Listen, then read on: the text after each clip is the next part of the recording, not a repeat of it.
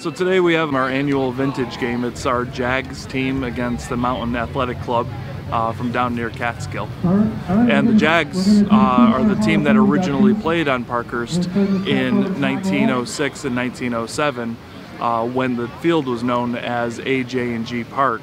The Jags were a minor league affiliate of the Brooklyn Superbas. So Parkhurst Field is, our research has proven that it's one of the most historic parks in America. It opened in 1906 as AJ&G Park. The railroad opened up the park as a way to sell more tickets on the railroad and as a destination. It was, at the time, it had a a grandstand that fit up to 1,500 people, and it was better than some of the major league parks of the day. What made it special is it was not only the home of the Jags team, but it was also a destination for major league teams to come and play exhibition games on their way from point A to point B in their major league schedule. But really what makes Parkhurst Field special as home of the Gloversville Little League is we are gracing the same field on which Moonlight Doc Graham played. Now, you may recognize the name Moonlight Doc Graham. He was immortalized in the movie Field of Dreams. He was the famous doctor who made it up to the major leagues in 1905, and the guy before him made the last out, and he was sent down to the minor leagues. Well, when he was sent down to the minor leagues, he actually played here at Parkhurst Field. We have 7 documented games.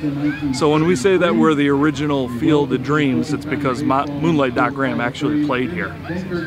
So once we learned all this great history of Parkhurst Field, it was really a matter of what do we do with it. We could write a book. We built a museum on site for the Little Leaguers to understand the rich history of the park.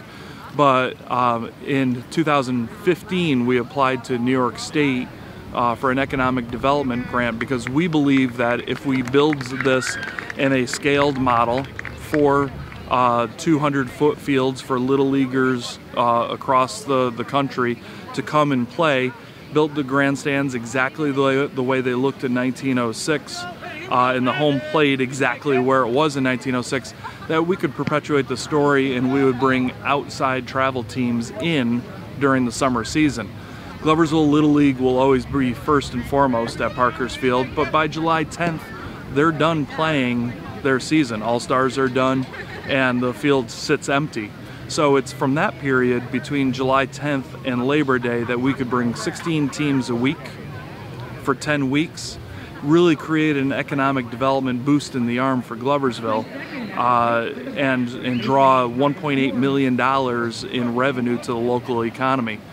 So New York State loved the concept. They gave us a $500,000 grant towards building the park. Now that grant is after it's done, and we have donors lining up to contribute to building Parkhurst as a destination. We've got planning board approval. We have all the architectural drawings done, the site plan is done, and it's really just lining up a few more major donors to get phase 1 done in a $2.3 million capital development plan. What I'd love for the local community to know and to embrace is that we have a piece of national history here in baseball. We all played here, a generation, 60 years of Gloversville Little League played here without knowing the rich history of this park. But now we have this great opportunity to do something with it. We have our place in American baseball history. People will come to play here once this place is built. I'd love for the community to get behind it as we already have a lot of support. And let's make this happen for this region and for the generations to come.